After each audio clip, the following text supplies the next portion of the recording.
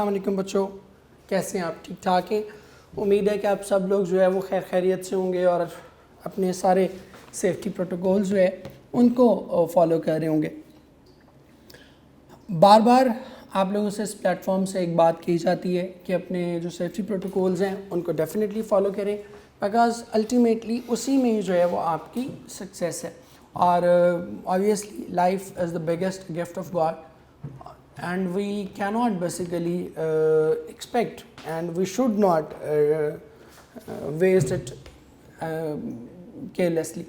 So I would request all of you, सारे बच्चों से मैं रिक्वेस्ट करूँगा कि घर पे रहें, सेफ रहें, because that is the most urgent thing we should do right now during this pandemic. और बाकी फिर वही बार बार एक बात आपसे कही जाती है, कोशिश करें कि सुस्ती को अपने ऊपर गालिब ना आने दें, because that is a most fatal thing to have. अगर आप सुस्त पड़ जाएंगे किसी भी तरह से तो आपके लिए जो है उसको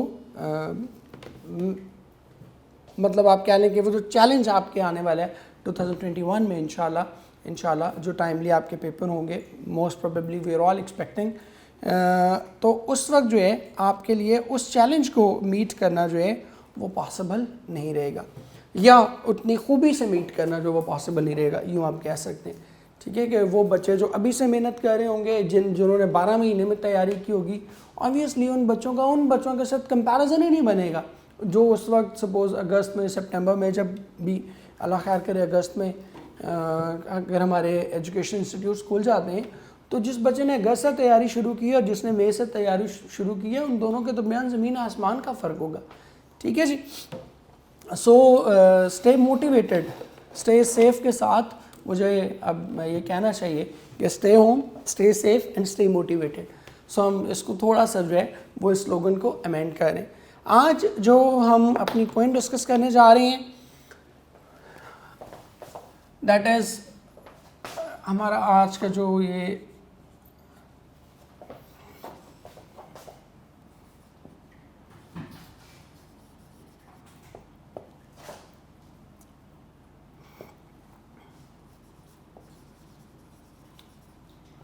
A Sindhi woman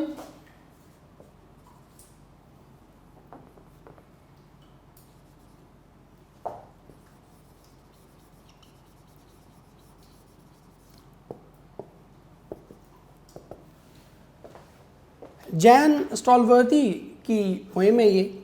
और जैन स्टॉलवर्दी आपको बता दूं कि ही इज़ नोबेल लॉरिएट। ठीक है, इसको नोबेल प्राइज़ जो है इसकी पोइट्री पर वो मिल चुका हुआ है। 1959 में इसको जो है वो 1958 में सॉरी इसको नोबेल प्राइज़ जो है वो मिला था। और जो असल इम्पॉर्टेंट चीज़ है, इन 1959 he visited Pakistan। 1959 में जो है इसने पाकिस्तान का जो है वो दौरा किया और remained here till 1962। सो इसने 3 साल के करीब अरसा जो है वो यहाँ गुजारा। उस 3 साल के अरसे में और ये एक और चीज़ भी आपको बता दूँ, ऑक्सफोर्ड से ये पढ़ा हुआ था और इसकी ये फितरत में ये जो मुख्तलिफ़ मुल्कों का सफ़र करना, ये मुख्तलिफ़ मुल्कों के कल्चर्स को स्टडी करना जो है वो इसकी एक तरह से हैबिट थी, क्योंकि ये 1970 में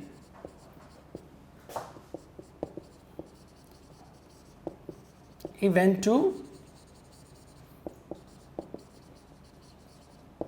to साउथ अफ्रीका। ठीक है कि यहाँ 3 साल गुजारे, 8 साल के बाद फिर क्या किया, साउथ अफ्रीका, वहाँ पर काफ़ी देर रहा।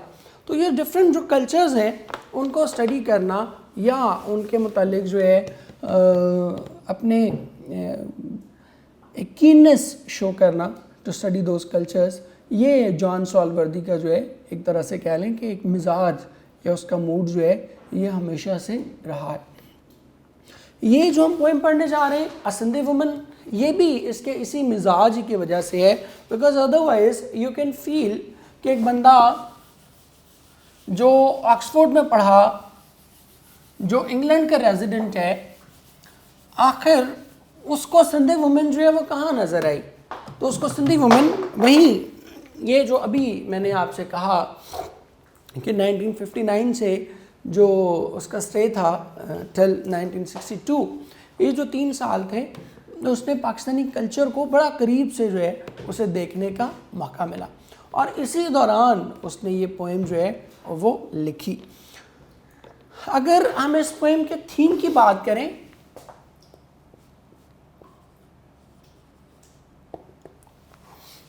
तो इसका जो थीम है वो क्या है जी? It actually glorifies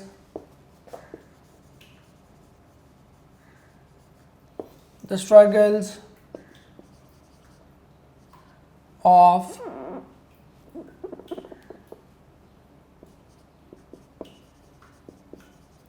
poor people, especially women, और उनमें भी वो किसकी बात करता है?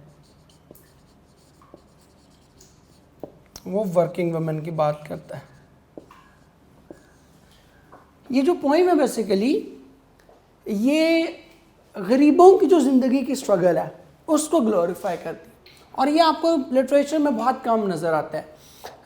मतलब हमारे जो आपके सिलेबस का लिटरेचर है, अब नॉर्मली हमारे जो सिलेबस में जो चीज़ें एडअप होती हैं वो कौन से लोग होते हैं? वो बहुत बड़े लोग, ठीक है, बड़े कोई तारीख़ी किस्म के लोग जो है उनके बारे में हम किस्से कहानियाँ जो है वो पढ़े होते हैं। लेकिन जैन सॉल्वर्दी जो है उसने एक बिल्कुल डिफरेंट व्यू पॉइंट लिया, ठीक है, और उसने क्या किया है, जो गरीब लोग हैं, जो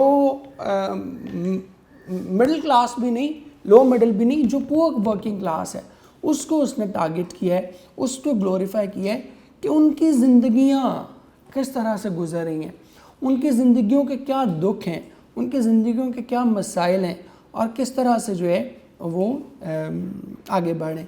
एक चीज़ और जो आप बच्चों से शेयर करनी है, ये दोनों पोएम नंबर 5 और 6 जैन सॉल्वर्दी की हैं।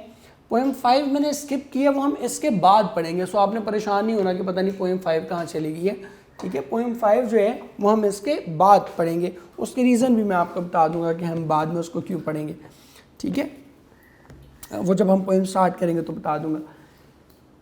इसमें भी जो ख़ास तौर पे उसने जो चीज़ टारगेट की है, जो हमारे जैसे मुआशरों के लिए बहुत ज़रूरी है,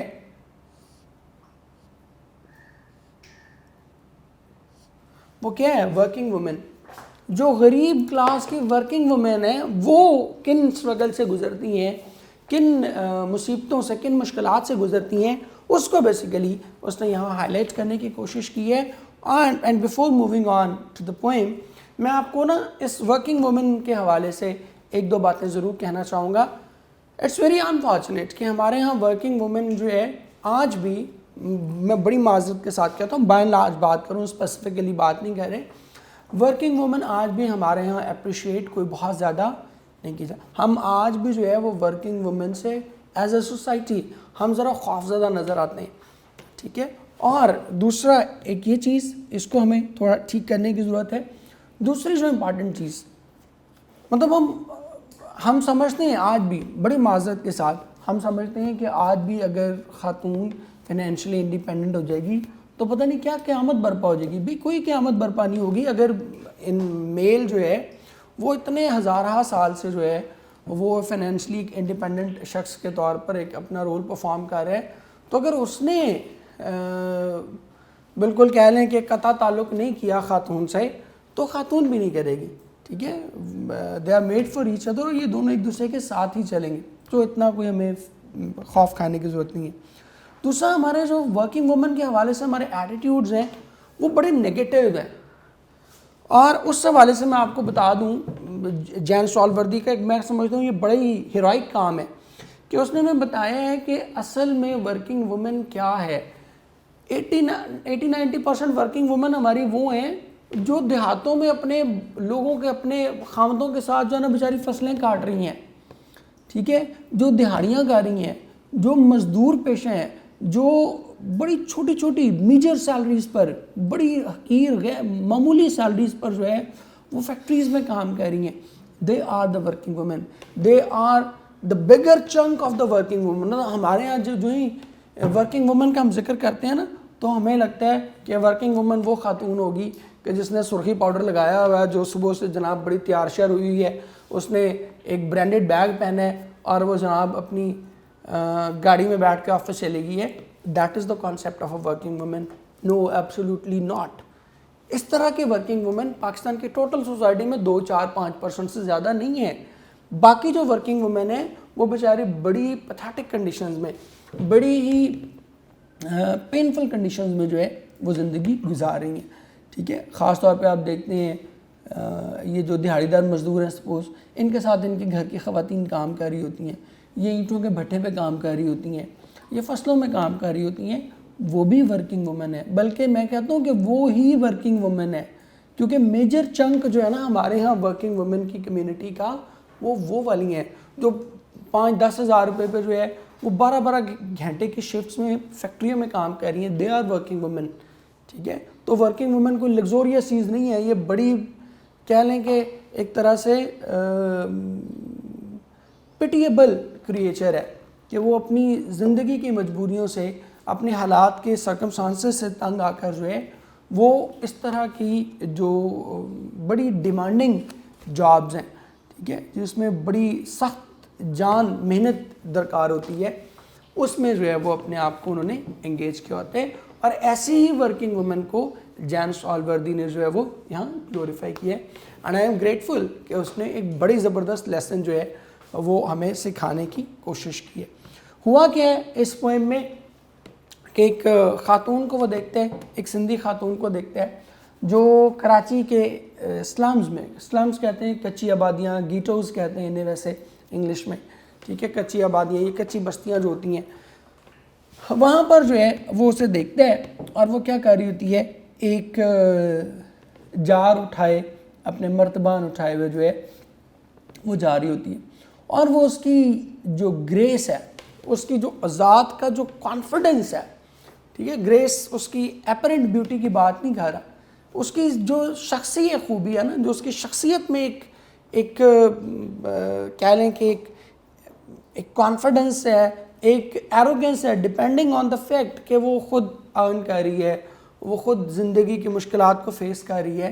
तो इस चीज़ ने जो उसकी ज़ात के अंदर एक एतमाद पैदा किया ना, उस एतमाद से जो है वो बहुत ज़्यादा मुतासर होता है और फिर वो उसको बड़ा ग्लोरीफाई करके बयान करता है और फिर at the end of the poem वो हमारे लिए एक लेसन भी छोड़ के जाता है।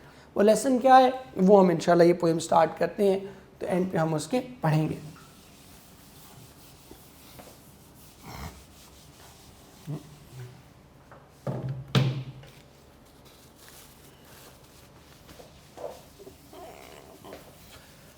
देखिए जी ज़रा, हमें आइडिया है ऑलरेडी पहले ही, अब हम बहुत बार इसको कर चुके, लिहाजा अब मुझे मेरे ख्याल में अब तो बताने की भी ज़रूरत नहीं है कि कौन सा पोर्शन जो है वो किस मकसद के लिए है।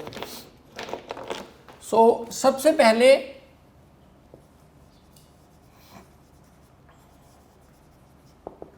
हम यहाँ सिनोनिम्स लिखेंगे, फिर यहाँ पर जो सिंबॉलिक मीनिंग्स हैं, ये सिंबलिज्म है, वो लिखेंगे, और फिर हम यहाँ पर जो लिटरेरी टेक्निक्स उसने यूज़ की हैं वो सारी की सारी जो है वो हम यहाँ पर बयान करेंगे। अब ज़रा देखिएगा,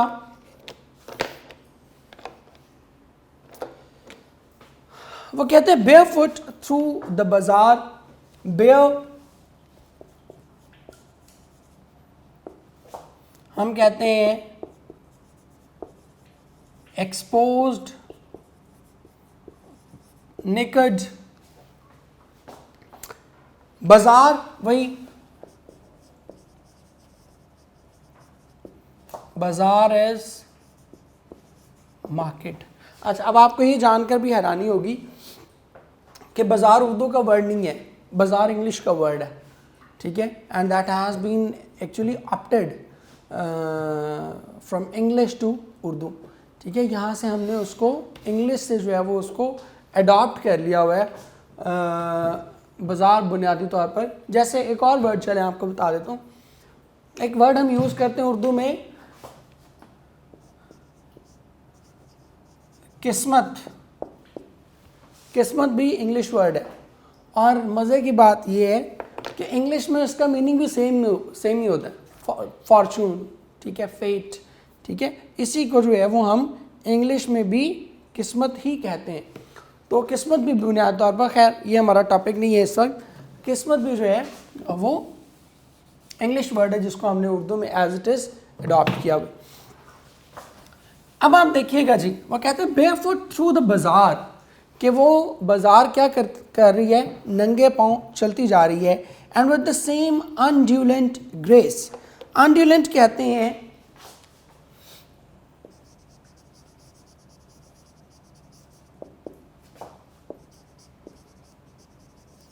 वेवी या वेव लाइक,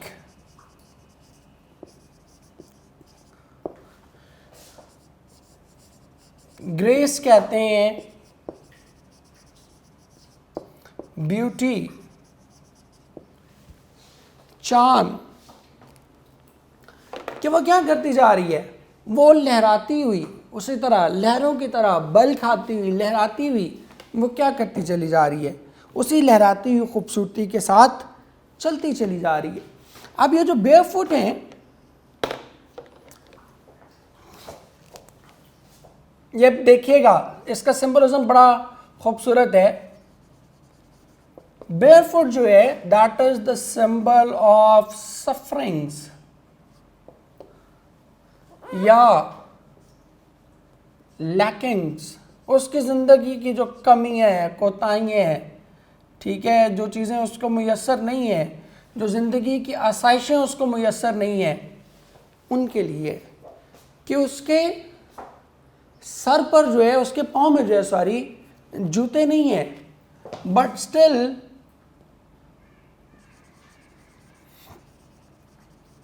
अनड्यूलेंट ग्रेस क्या शो कर रही है, the charm of her personality. कहते लेकिन इसके बावजूद उसके पाँव में जूते नहीं है, लेकिन उसकी शख्सियत क्या है, उसकी चाल क्या है, फिर भी वो लहराती हुई जा रही है, ठीक है। ये उसकी क्या है, ये उसकी डिटर्मिनेशन को भी शो करता है, बल्कि यहाँ मैं लिख भी देता हूँ,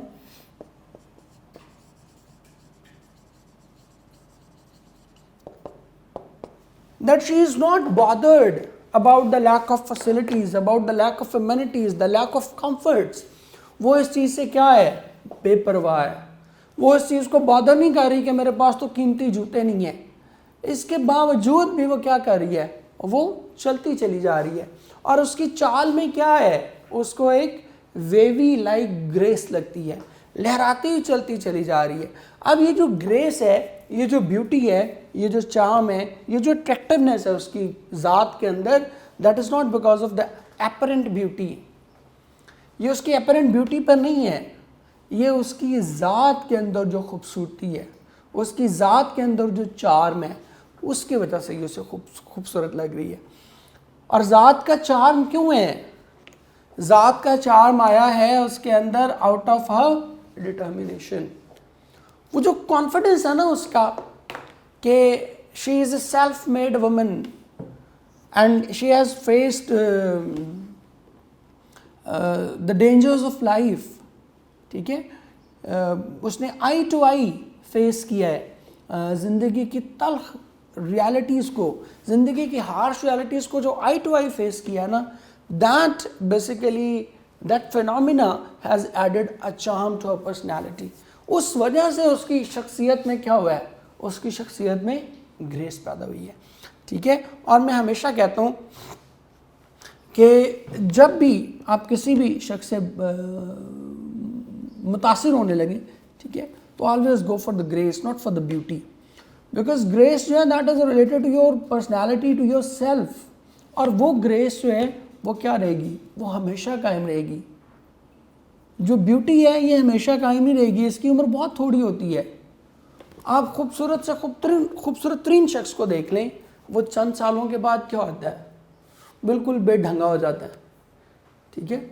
आपको देख के आप किसी ऐसे शख्स को देखते हैं जो अपनी जवानी में बड़े खूबसूरत था, और वो आपको 2-4-10 साल के बाद मिलता है, तो आप कहते हैं यार इन्हों क्यों है, तुझे क्या हुआ। आप बाज़ों का तो आप आउट ऑफ अमेजमेंट पूछ ही लेते हैं उससे को, यार तुझे क्या हुआ है, तो वो बताता है कि जो भी उसकी स्टोरी होती है। तो जो ब्यूटी है दैट इज़ नॉट परमानेंट, जो परमानेंट चीज़ है दैट इज़ द ग्रेस, ठीक है। और यही वजह है कि यहाँ पर जो पोइट है उसने बड़े इंटेलिजेंटली उसने वर्ड ब्यूटी नहीं यूज़ किया, हालांकि वो ये भी तो कह सकता था ना अनड्यूलेंट ब्यूटी, बट उसने अनड्यूलेंट ब्यूटी नहीं कहा, because beauty is a superficial thing, ये ज़ाहिरी चीज़ है। ग्रेस क्या है, that comes from with in you, ठीक है, आपके अंदर से ये फूटती है, आपके अंदर से नमूदार होती है, ठीक है। और वो ग्रेस कब आती है, व्हेन यू आर डिटर्मिन्ड, जब आप फुल ऑफ सेल्फ कॉन्फिडेंस होते हैं, फुल ऑफ सेल्फ बिलीफ होते हैं, तो फिर आपके अंदर क्या आती है, आपके ज़ात के अंदर एक एतमाद आता है, आपके ज़ात के अंदर एक कॉन्फिडेंस आता है, और वो कॉन्फिडेंस क्या करता है, आपकी ज़ात को, आपकी पर्सनैलिटी को चार्मिंग बना देता है, आपकी पर्सनैलिटी को ग्रेसफुल बना देता है। As the cloth blown back from her face, और जो उसका नकाब है, यहाँ पे क्लोथ का मतलब जो है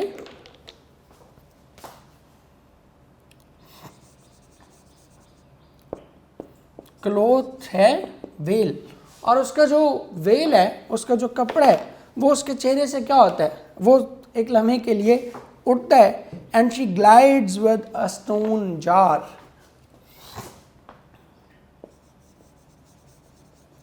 ग्लाइड्स कहते हैं मूव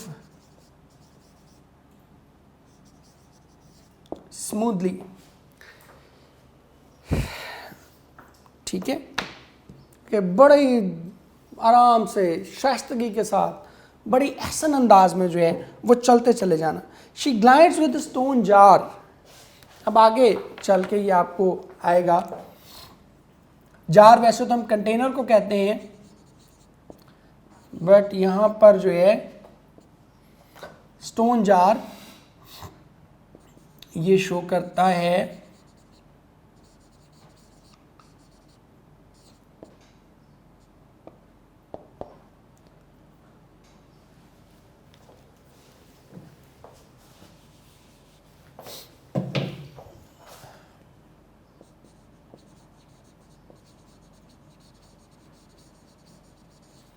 ये शो करते हैं रिस्पॉन्सिबिलिटी को।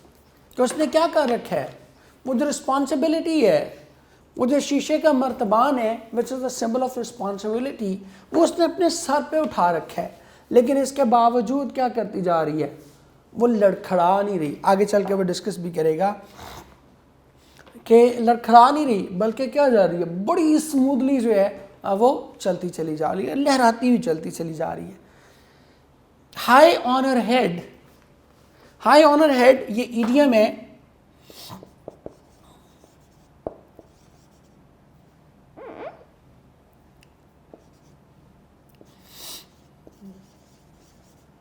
इसका मतलब होता है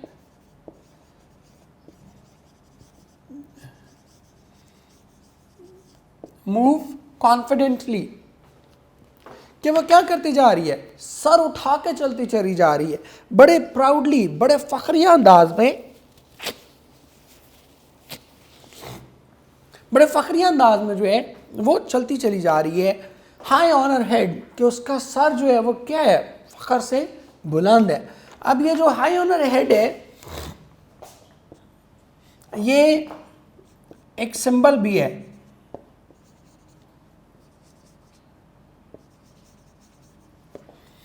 it is a symbol of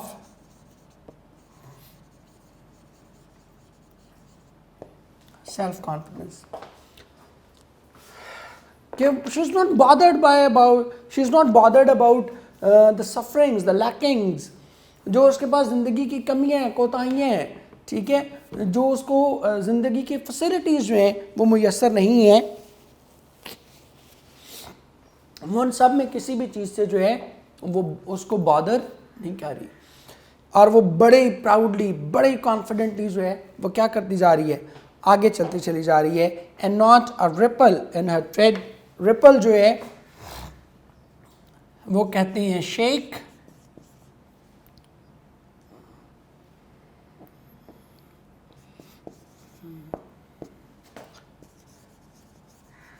shake, stumble, और ट्रेड कहते हैं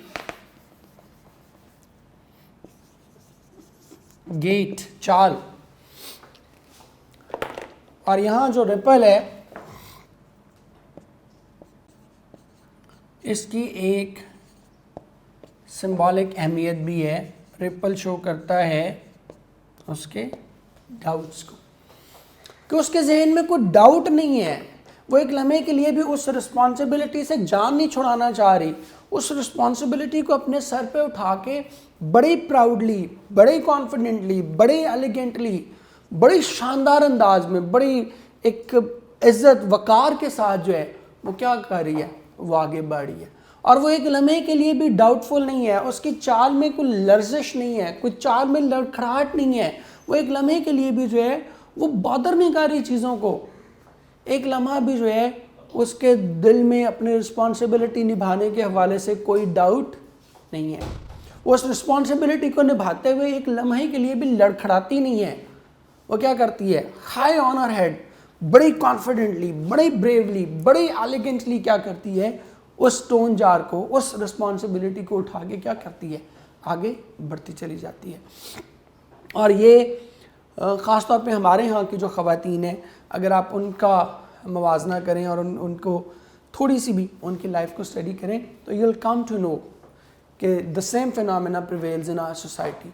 हमारे यहाँ ख़वातीन, मतलब आप वर्किंग वुमन को तो छोड़ें जो मुशक्क़त तलब काम कर रही हैं, आप हमारे घर में जो हाउस वाइफ्स हैं उनको आप देख लें, हमारी अपनी माँ बहनों को देख लें, क्या करती हैं, सुबह से शाम तक हमारी खिदमत करती हैं, सुबह से शाम तक हमें सर्व करती हैं, और इसके बावजूद उनके माथे पर एक शिकन तक नहीं होती। ठीक है, आप अपनी माँ को जाके सिर्फ इतनी सी बात कह देना कि अम्मी आज खाना बड़ा मज़े का पका हुआ है, वाह अम्मी आज तो कमाल कर दिया आपने, बहुत मज़े का खाना बनाया, आप कभी उनके चेहरे की खुशी देखिएगा। हालांकि आपका ये एक जुमला उनकी थकन उतार नहीं सकता, ठीक है, बट ये फिर भी ये जुमला उनकी थकन उतार देगा। आप कभी एक्सपीरियंस कीजिएगा अपनी माँ से, अपनी बहन से, ठीक है, जाके कहिएगा कि अम्मी या बाजी या आपा, जो भी आप कहते हैं उन्हें, क्या आज तो बहुत कमाल खाना बनाया आपने, मज़ा आ गया। आपका एक जुमला आपको ऐसे लगेगा कि उनकी सारी थकन जो है वो क्या हुई है, वो उतर गई।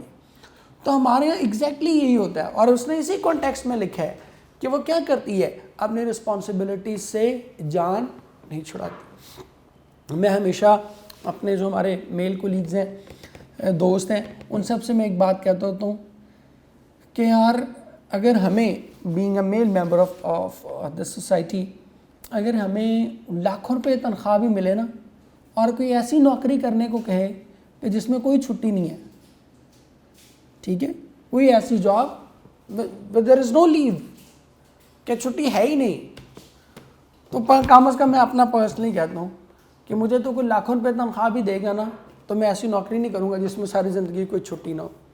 और आपकी मेरी माएँ बहनें सारी ज़िंदगी के लिए वो नौकरी, वो जॉब करती हैं, वो नौकरी करती हैं जिसमें कोई छुट्टी नहीं होती, बल्कि जिस दिन छुट्टी होती है उस दिन क्या होता है, उनकी रिस्पॉन्सिबिलिटी और बढ़ रही होती है। वो हमसे सुबह उठ के पूछ रही होती हैं कि बताओ आज क्या बनाए, ठीक है। So we should honour them, ठीक है। और जो वर्किंग वुमेन है वो तो इससे भी ज़्यादा वो डबल रिस्पॉन्सिबिलिटी निभा रही होती हैं। मतलब I can tell you with my own experience कि सारा दिन जब हम पढ़ा के घर जाते हैं तो बिलीव मी दिल करता है कि बस नाउ वी शुड रिलैक्स, अब और कोई काम नहीं होना चाहिए। तो जो वर्किंग वुमेन है वह क्या करती है, सारा दिन घर का काम, बाहर का काम भी करके जाती है और उसके बाद क्या करती है, रात घर की भी देखभाल करती है, यहाँ सारा दिन इधर भी सरखपाई होती है और उसके बाद फिर आपने घर के मामलात भी जाकर देखने होते हैं। और ख़ास तौर पे ये जो पुअर वर्किंग वुमेन है, जो गरीब ख़ानदान से ताल्लुक़ रखने वाली या बहुत ही गुर्बत की ज़िंदगी में जो वर्किंग वुमेन होती हैं, वो तो बहुत ही हमारे लिए जो है ना, they should be highly respectable for us, because वो इंतहाई नामसाद हालात में, इंतहाई क्रशिंग सिचुएशन में जो है वो काम कर रही होती है। ठीक है जी, तो इसी को वो कहते हैं कि वो अपनी जिम्मेदारी जो है वो निभा रही है। And there is not a ripple in a trade, कि उनकी जो चाल है एक लम्हे के लिए भी डाउटफुल नहीं है वो अपनी जिम्मेदारी के बारे में, एक लम्हे के लिए भी उनकी चाल में लर्जिश पैदा नहीं होती, उनके कदम एक लम्हे के लिए भी लड़खड़ाते नहीं हैं, एक लम्हे के लिए भी वो अपनी रिस्पॉन्सिबिलिटी के बारे में डाउटफुल नहीं होती। They carry on their responsibilities and that is the real glory of the woman. ठीक है, यही जो है असल अजमत है ख़ातून की, और ख़ास तौर पे वर्किंग ख़ातून की, और उससे भी ज़्यादा ख़ास तौर पे उन वर्किंग वुमेन की जो बड़ी क्रशिंग, बड़ी डिमांडिंग सिचुएशंस में जो है वो काम कर रही होती हैं। और ऐसी ख़वातीन जो है वो ज़्यादातर हमें पूर्व क्लास से नज़र आती हैं, जिनमें से एक जो है वो जैन सॉलवर्दी ने भी मुंतखब की है। अब हम जल्दी से आते हैं जी अपने पेयर ऑफ वर्ड्स पर।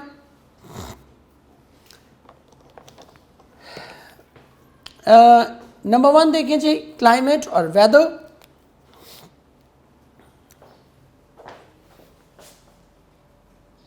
ये हमारा 51 है, पेज नंबर 359 है।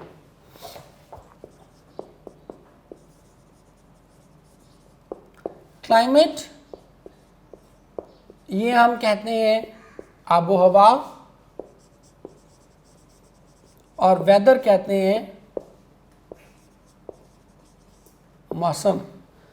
आबो हवा क्या होती है, जो ओवरऑल किसी चीज़, ओवरऑल किसी जगह का मौसम होता है ना, for a longer period of time. ठीक है, जैसे the climate of Lahore is hot and humid, overall 12 महीने क्या रहता है, सिवाय सर्दियों के निकाल की गर्मी रहती है। ठीक है, तो ये क्लाइमेट है। मौसम क्या है, आज अच्छा है कल बुरा है। ठीक है, आज बारिश हो रही है कल धूप निकली हुई है, ये मौसम है जो डे टू डे बेसिस पे होता है। नंबर 52 पर अगर हम जाएं,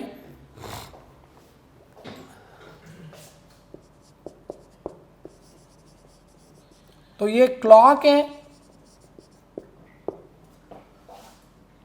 ये क्लॉक जो है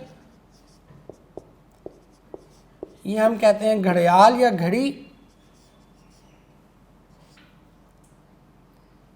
और ये जो है ये चोगा या लिबास। ठीक है, वो जो पूरा ही एक लिबास पहन लेते हैं उसको जो है वो हम क्लॉक कहते हैं। देन नेक्स्ट 53, ये बड़ा कॉमन है, आपने पढ़ा हुआ है, क्लोथ।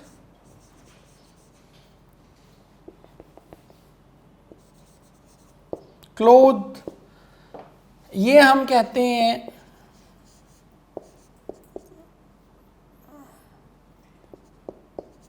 अनसिले कपड़े को, और ये कहते हैं सिले हुए कपड़े को।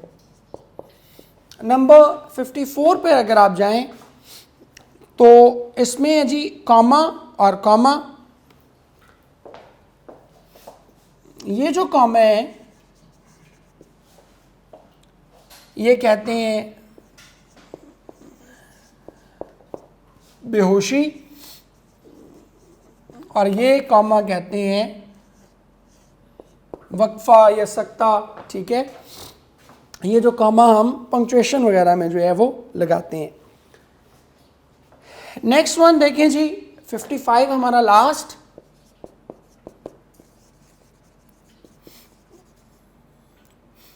कॉम्प्लीमेंट, ये कॉम्प्लीमेंट होता है दुआ सलाम, और ये कॉम्प्लीमेंट वर्ब है इसको कहते हैं मुकम्मल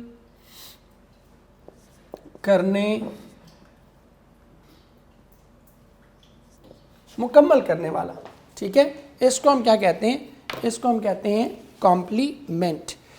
ठीक हो गया जी। मैं इसके पढ़ भी देता हूँ। Man and women complement each other, के मर्द और औरत क्या करते हैं, एक दूसरे की तकमील करते हैं, एक दूसरे को मुकम्मल करते हैं।